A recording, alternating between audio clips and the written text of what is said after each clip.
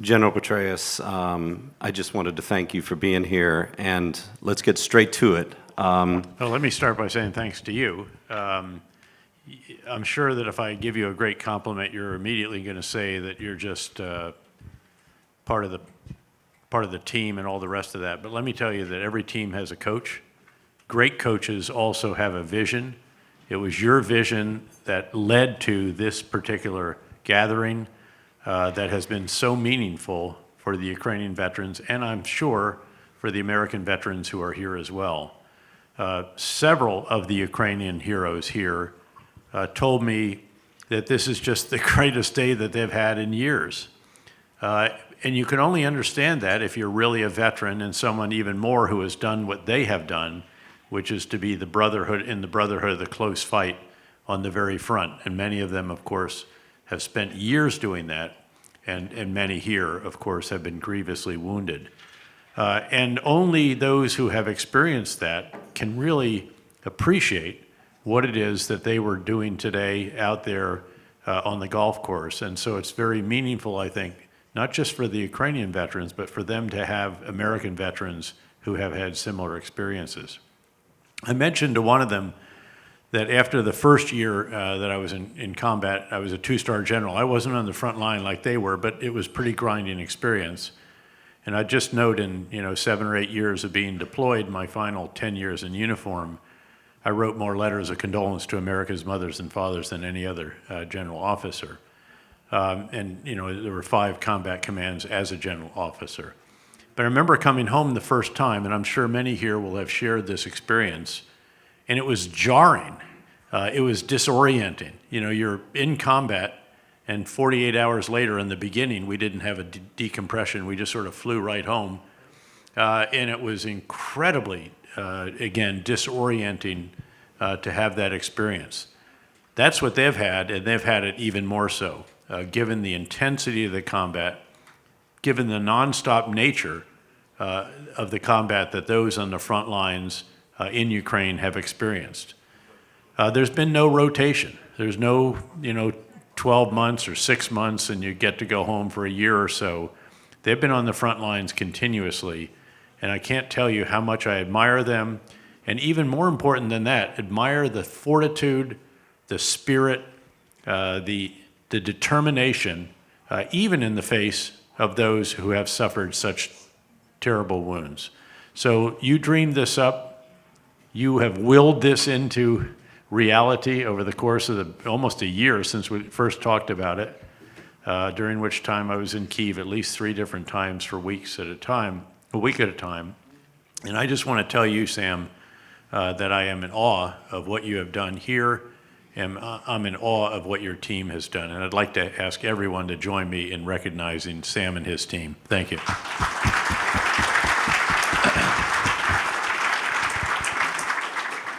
Well, sir, our mission is to make sure Ukraine's heroes are never forgotten. And yesterday we saw the scenes from D-Day of the heroes we'll never forget, who are marching, into the pages of history, because they'll be no longer with us soon. I'd like to start out with your reflections on the meaning of that day and how it compares to what you're seeing today in Ukraine. Well, I was actually on TV, I think at least 4 times yesterday, talking about the D-Day invasion.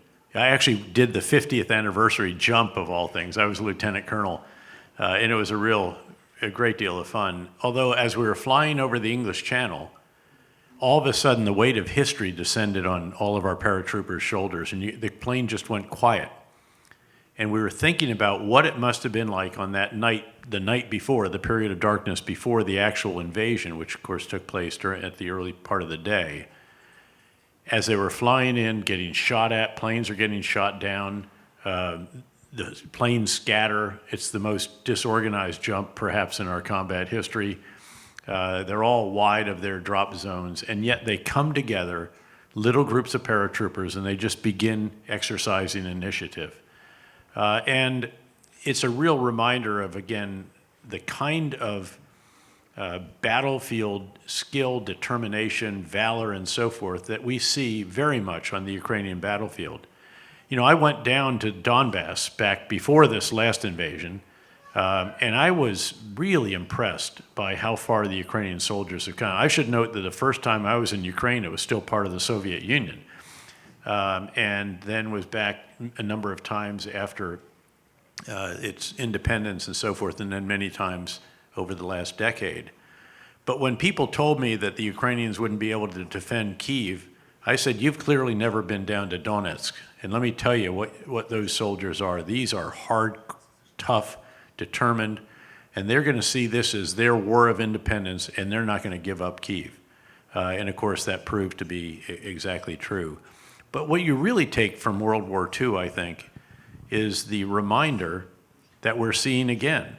And that is that there are some things worth fighting and even dying for in life, such as independence, the values and principles that we hold dear, standing up in the face of naked aggression and brutal invasion, standing in the way of fascism and kleptocracy that is exhibited in Russia.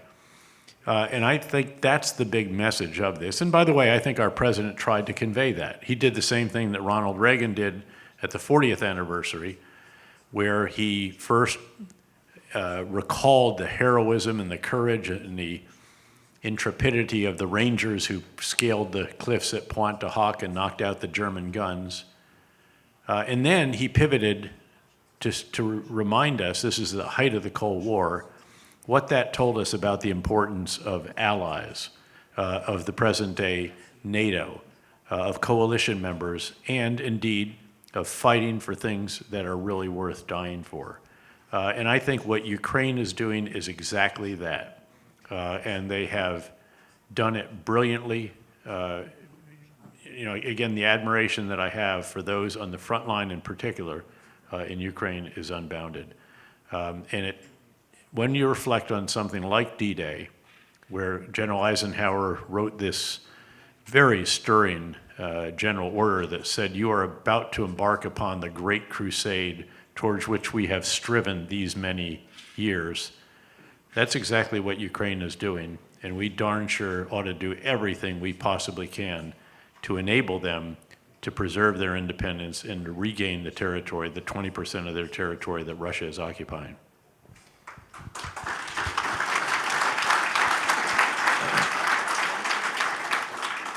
Well, General, I saw you make history. I was privileged to serve under your command in 2007 and 8 as a troop commander. And you've now written about history. Become a history writer, author, and best-selling New York Times author. What were you trying to convey in your book, Conflict, and specifically, where is war leading us right now? And describe that. Well, what my co-author, he rang me. I knew Andrew Roberts had written 19 books, a number of bestsellers, great historian, one of the great, I think the greatest biographer of our time, one of the great historians. And he called up right after Russians invaded Ukraine, and he said, you know, there is no book that provides the military historical context for Ukraine. How would you like to write it with me? And he said it would be the history of conflict from 1945 to Ukraine. And I jumped at the chance because I wanted to actually capture the history of the two wars that I was privileged to lead at their height, the surge in Iraq, actually all of Iraq, because I was there as a 2-star, 3-star, 4-star, and then Central Command, and then ultimately CIA. And then Afghanistan, where I oversaw it. Actually, I did an assessment for Rumsfeld, oversaw the war at Central Command, and then was the commander, and then, of course, was CIA as well. And I was really keen to do that, but I didn't want to do it as a tell-all. I'd had huge offers, 7, 8-figure offers to do a memoir, and I didn't want to do the tell-all stuff. But I did want to do the history stuff, and I also wanted to revisit Vietnam, which was the subject of my PhD dissertation at Princeton, and then to examine Ukraine. So frankly, it was Ukraine that led us to write that book. And in the examination of Ukraine, it's a really extraordinary war in certain respects. The great Washington Post columnist Max Boot said that Ukraine is the war in which All Quiet on the Western Front, of course, World War I novel, meets Blade Runner, a futuristic novel. And it is all of that. You have defenses down in the south that have trenches, barbed wire, use of gas, CS gas, very extensive minefields, lots of artillery, multiple lines of defense, all of this that is very reminiscent of World War I. And yet, right over those sort of World War I style defensive lines, you have drones, which of course makes it almost impossible for the Ukrainian soldiers to breach these minefields, even if you're picking it through individually soldiers. So it is this fascinating, curious, horrible mix of World War I style operations, especially in the defense. Also on the offense, on the side of the Russians, who do these human wave attacks that are reminiscent of the horrible attacks that were carried out during World War I that killed so many, an entire generation of young men in the countries that were involved. You have Cold War era tanks, fighting vehicles. They're modernized, but they're still what we had actually in the mid-1980s. Bradley fighting vehicles, Leopards, M1 Abrams, and the rest. Lots of artillery, but then you have many more futuristic systems or exceedingly modern systems. The Javelin is exceptionally lethal. The shoulder-launched air defense system that we have. Now the Army Tactical Missile System. And then especially the drones. Ukraine is producing tens of thousands of drones per month. They have to do this because they can't match the Russians in manpower for all of the extraordinary qualities that the Ukrainians demonstrate, from their president down to the individual soldier in a trench. At the end of the day, the context is tough because Russia has far more than 3 times the population, and it has more than 10 times the economy. So it's, number one, vital that we continue to support and never allow this kind of unconscionable 6-month lag between the end of one tranche of assistance and the beginning of the other. Although I will note, and we should all remember, that there was a bipartisan majority, substantial bipartisan majority in both houses of our Congress when finally we were able to get a vote and overrule the handful of individuals who were preventing that from happening.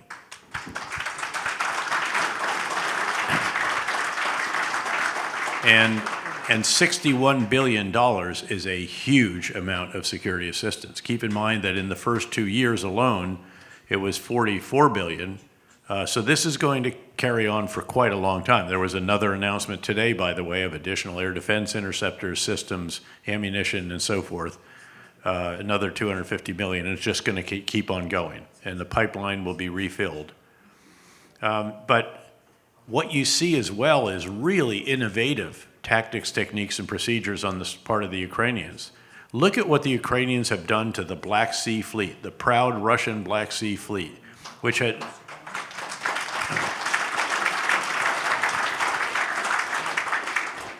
That fleet had its headquarters in Sevastopol for centuries, and there are very, very few ships left in Sevastopol now, because if they stay, they're going to be sunk.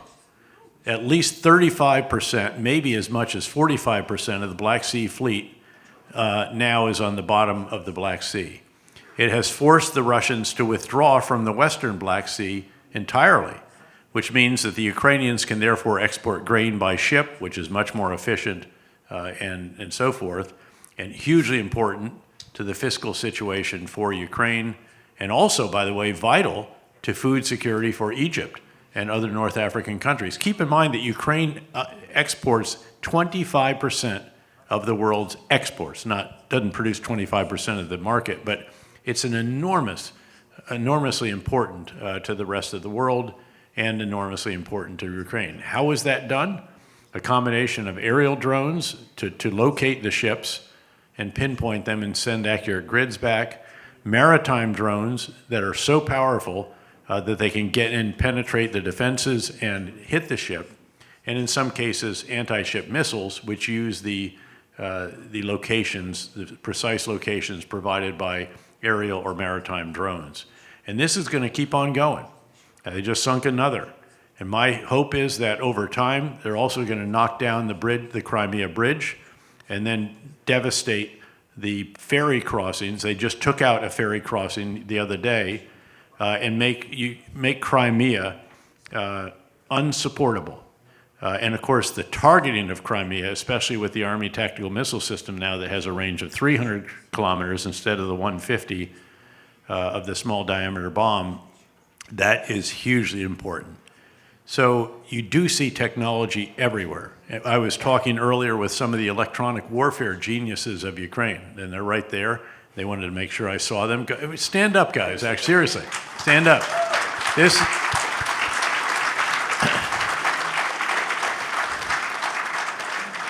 These are also Ukrainian heroes, because what they are doing is they are putting an electronic warfare dome over every base, every headquarters, every combat vehicle, and now every soldier, at least as long as the battery is charged. But it's really extraordinary what it is that you're doing and how you're literally saving the lives of countless Ukrainian soldiers with what you've done. And I'd like you to pass that to your workers when you go back. Thank you. And we try to capture this in the book. And it was really, we just, by the way, just updated the Ukraine chapter. I had to note in there that though there was incredible success at sea, the ground offensive did not achieve what we hoped, and in part because of our delay in decision-making that deprived them of the M1 tank, most of the Leopards, F-16s, ATACMs, and others. And I hope that all of us together can continue the kind of pressure on the policymakers right in Washington here to make sure that we make decisions more rapidly than we have in the past.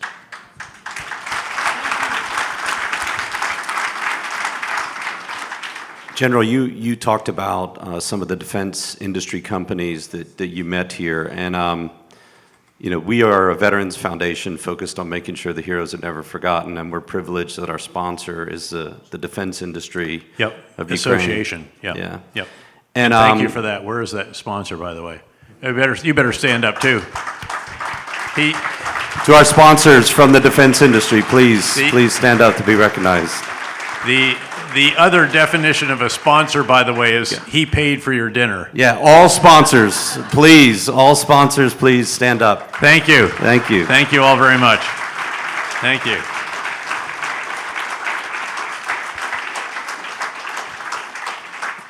More importantly, the wine that we're going to drink here in a moment. The sponsor also.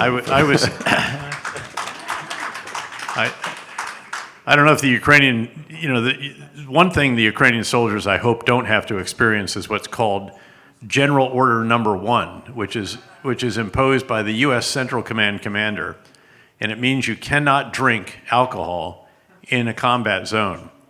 I spent 8 years of my final 10 years in uniform under General Order Number 1, and I've been trying to make up for it ever since. Well, sir, we're going to help you tonight for sure, and these guys, I hope. Not really, but it's a good joke. Well, you are in your day job a capitalist now, a captain of industry. I have learned that the highest calling in life after government service is the private equity industry. Well, there is, and there are a lot of people here who are critical to the war effort are part of that effort. And Indeed. It's basically investment, isn't it? It's much more than private equity. Yeah. What are your thoughts on, from your experience, meetings, where can Ukraine gain that asymmetric advantage in industry and innovation that might allow them to be successful in this war? Well, it starts with capital. And I'm hopeful, for example, and I'm pushing this as well, that the Western world, the countries in which Russia has deposited $300 billion equivalent, need to not only freeze that money, but also agree to hand it over to Ukraine. What they have done so far is they're going to hand over the interest on that money, which is not trivial either. It's somewhere between 5 and 10 billion or a bit more. They're also using it to guarantee a $50 billion bond or some kind of financial instrument. That's not trivial.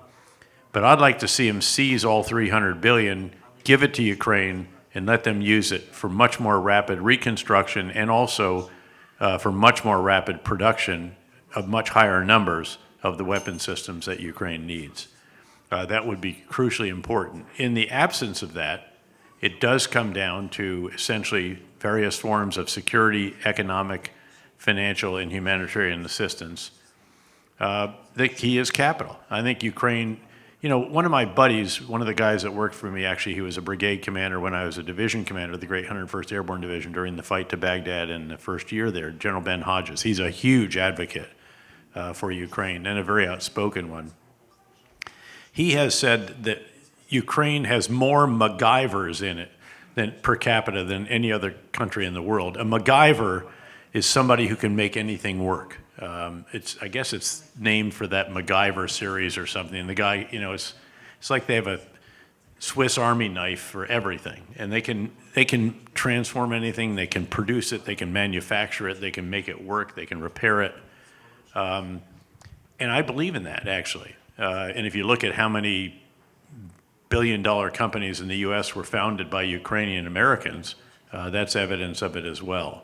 And again, what these individual companies are doing in the manufacturing of electronic warfare, of drone, of various positioning, navigation, timing systems, all this whole area. Key's capital. And the more of that they can get in here. The problem is, candidly, you're just not going to have investors come in until a number of different conditions are met. And some of these predate this latest invasion. Because, in fact, as you know, when I go to Ukraine, I don't just meet with the generals and the ministers and the president and the others.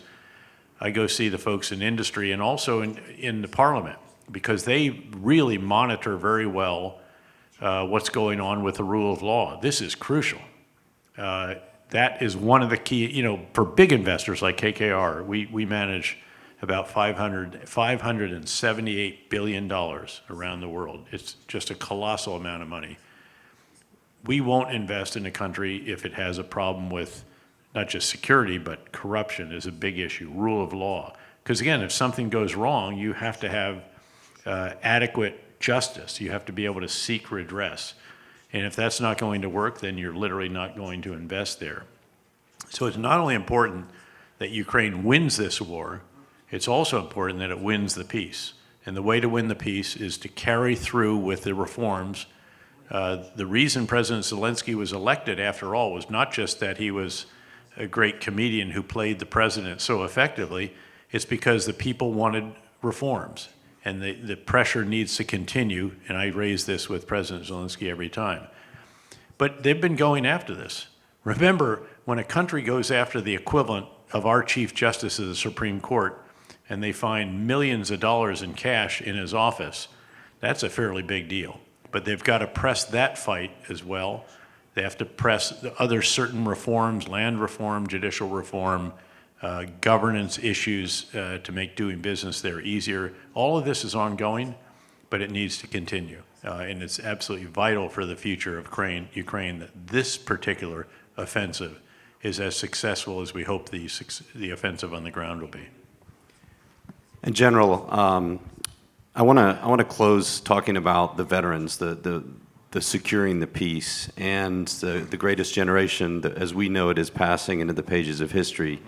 And the experiences these men. But you are part of the new greatest generation, as I have often described it. I believe those in the U.S. who volunteered to serve our country at a time of war, knowing that they're going to go to combat, volunteered now, no draft, and then in many cases re-enlisted. The largest re-enlistment ceremony we believe in American history was in Baghdad on July 4th, 2008, and I was the re-enlisting officer. And as I had my right hand up and reciting the oath, state your full name and so forth, I looked out at this sea of uniforms. It was all soldiers, sailors, airmen, Marines, 1,215 of them, surrounded by all their re-enlistment counselors. By the way, I had foolishly said, I will sign your re-enlistment certificates. You know how long it takes to sign 1,215 of those, plus then something for each of the, and then I agreed I was going to do a photo with every single one of them as well. So we spent 2 whole days doing nothing but taking photos and signing certificates and handing out coins, but it was worth it. But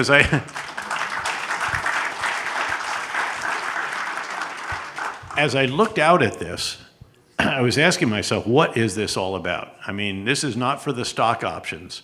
They know by re-enlisting, because we're at the height of the war in Iraq and we're starting to ramp up in Afghanistan. They know that they're going to go home for a year and they're going to come right back to either Iraq or to Afghanistan. They knew that, and still they had their right hand in the air. And I was asking myself, why is this? And I realized, and many in here will have had these emotions, these sensations, they're doing this because it is the greatest of privileges to serve your country and to serve a mission larger than self. So that's a country at a time of war. It's a tremendous privilege to serve with others who feel the same way. Now, everybody didn't go out and beat their chest and say how awesome it is to serve a cause larger than self, but it was not far below the surface. And it was also a privilege to serve our country when just about all Americans appreciated what it was that our men and women in uniform were doing downrange. Even if they disagreed with the policy we were executing, you couldn't get through an airport without ending up shaking 1,000 hands and hearing about how much they appreciated your service. I hope that that can be what we do for the Ukrainian veterans as well, and for the Ukrainian soldiers, because this, even more than the battles that we were in, and again, your generation, I believe, does deserve to be recognized as America's new greatest generation. And by the way, it's doing it. Thank you.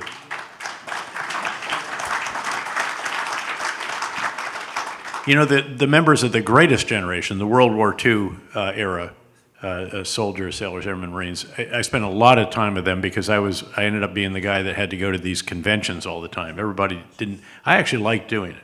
I was, commander of the 101st Airborne Division, other tours there.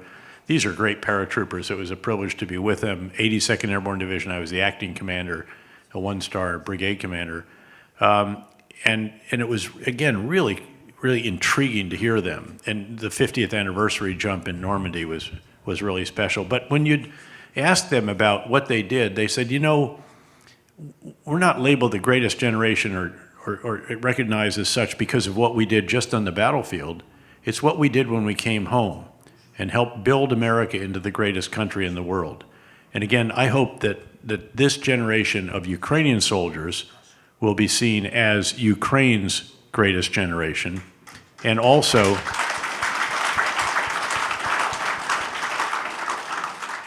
that they will help build Ukraine into the extraordinary country that I believe it absolutely can and should be.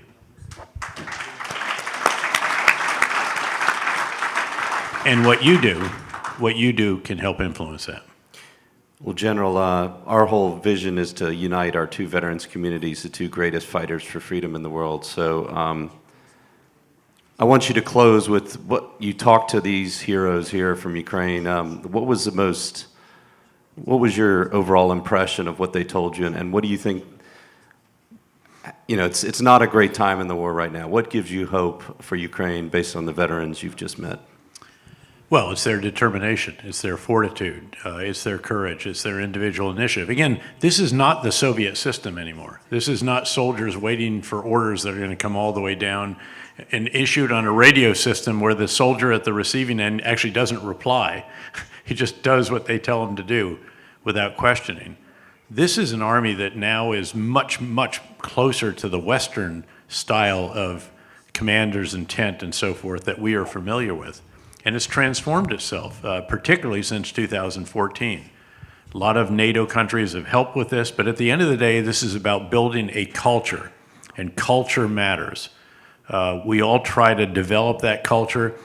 I had counterinsurgency guidance when I was commanding the surge in Iraq, and it was a series of admonitions, secure and serve the people, promote reconciliation, pursue the irreconcilables, and there'd be an explanation. One of them said, because I was trying to build a culture of individual initiative, one of them said, promote initiative. In the absence of orders, figure out what they should have been and execute aggressively. And they did, by God. And that's what you see here. So I think, first of all, there's no question. Look, I also believed in shooting straight with our soldiers. And I didn't sugarcoat stuff if it was tough. If you say you had a tough day, we understand it. Let's understand why it took place. What should we learn from it? How do you mitigate the risks of it happening again, et cetera? This is a perilous time for Ukraine still. The U.S. arms pipeline is not yet refilled. There's still time required, at least weeks, to get what has been committed, again, from Europe, from the United States, through that pipeline, and literally artillery rounds on the guns, interceptors at the air defense sites, replacement vehicles actually in units, and all the rest of this. And it's going to be up to Ukraine's heroes to hold that line until they're once again sufficiently armed and equipped and so forth. By the way, Ukraine does also have to speed up its force generation process. Everybody here knows that just as our Congress debated and debated and debated, there was a very lengthy debate in the Rada, the parliament, over the conscription law.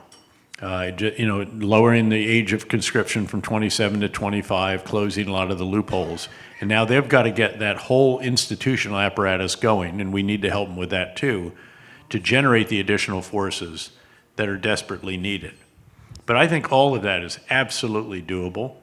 I think they can stabilize the lines. We'll see if the major effort is in Kharkiv or somewhere else in the expected summer offensive. I think they will hold the line there as well. They've recognized that they have to produce the same kind, prepare the same kinds of defensive belts and so forth, but using machines. I love the idea that Ukraine has actually developed a remote control machine gun. It's awesome. So the Russians finally take this position, and they're looking, where's the machine gunner? And the machine gunner's, 3 kilometers that way, operating it through remote control, and what they get is just a robotic system. Again, the more of that can be done, the better. But at the end of the day, look, it comes down to spirit, it comes down to morale, it comes down to determination, individual initiative, all of that. And what impressed me most about the veterans who are here, the Ukrainian heroes, is that many of them have experienced the greatest adversity that any human being can experience. We can't fully appreciate what it is like, and yet they still are spitting in the face of adversity. They're exhibiting enormous determination, shrug their shoulders at what has happened to them, and have figured out how they're going to make a difference going forward. And that is really admirable. And I think that typifies the qualities and the attributes of Ukrainian soldiers, and really even of Ukrainian society today. And that's what gives me hope.